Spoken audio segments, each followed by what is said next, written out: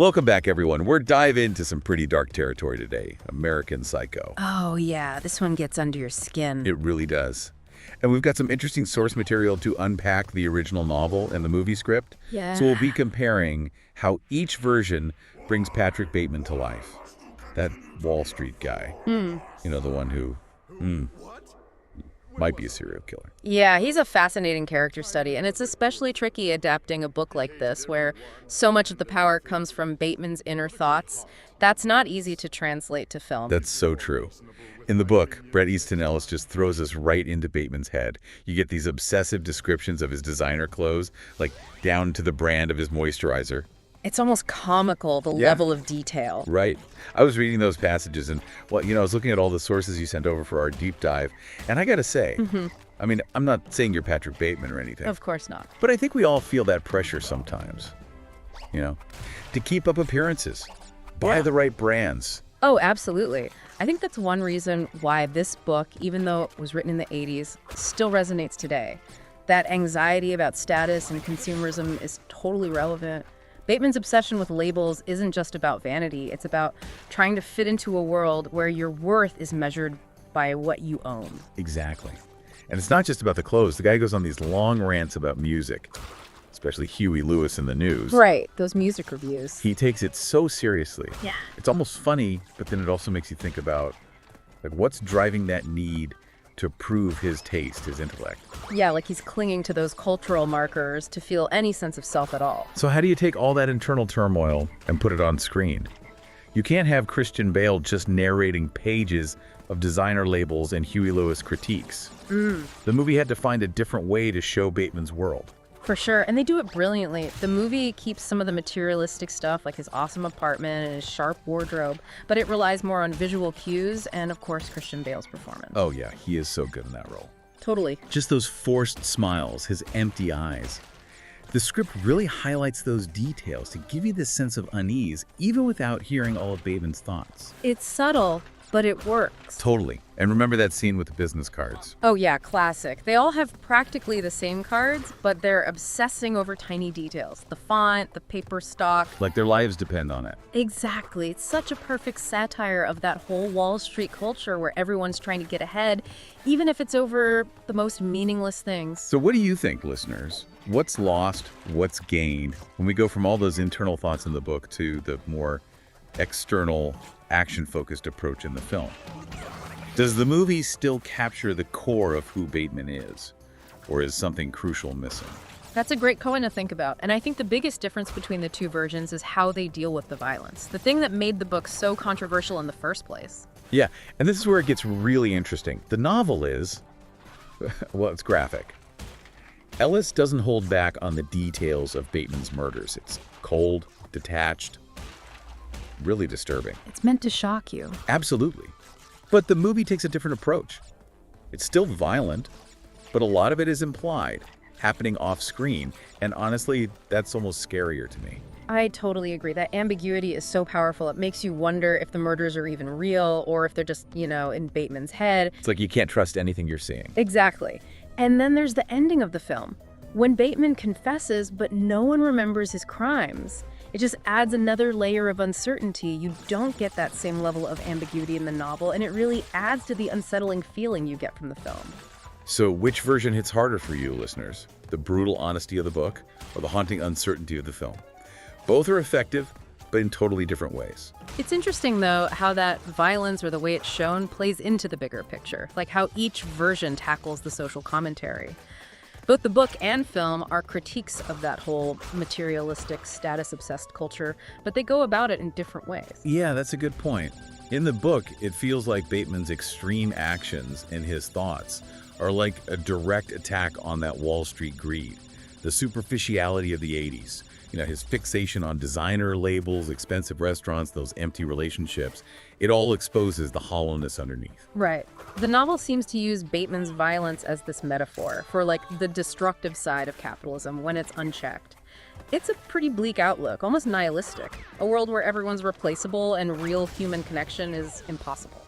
But the film, while it still has that satirical edge, shifts the focus a bit more, I think. It feels more focused on Bateman's psychology.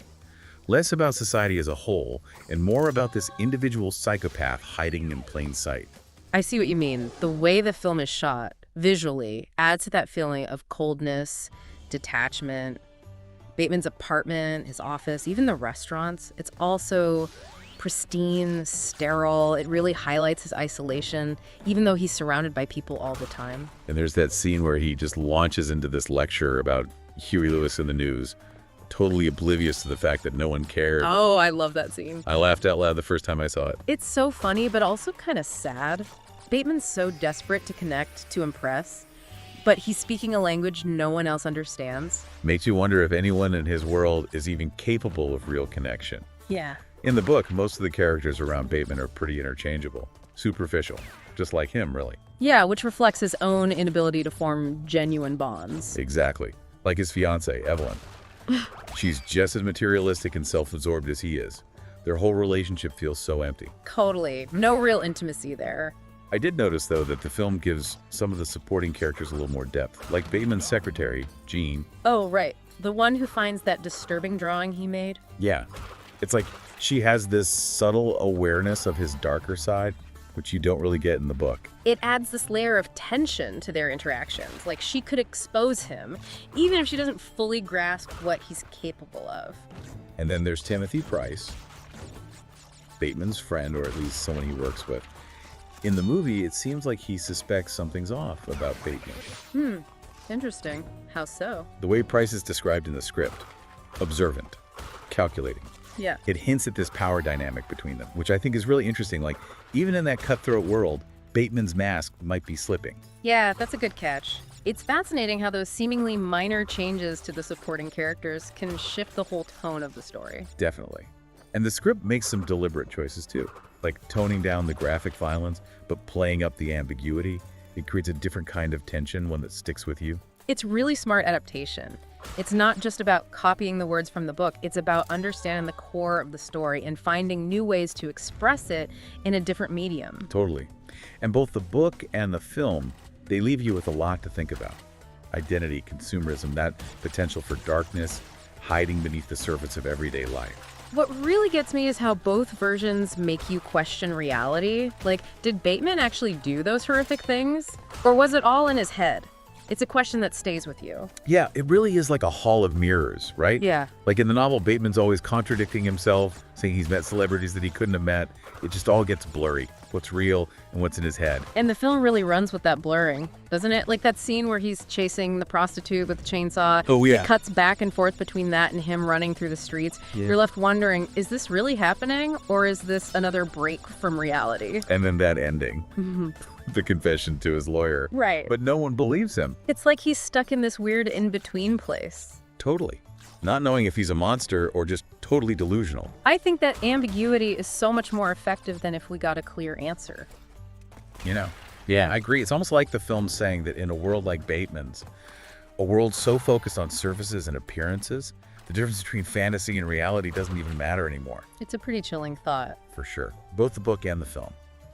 They hold up this mirror, right, to our own anxieties about who we are, what we want, and the potential for darkness that we all carry. And it's fascinating how the film uses those creative choices to highlight those themes. The script streamlines things, focuses on key scenes and dialogue that really emphasize Bateman's psychological unraveling. Yeah, exactly. And that choice to tone down the graphic violence, but crank up the ambiguity.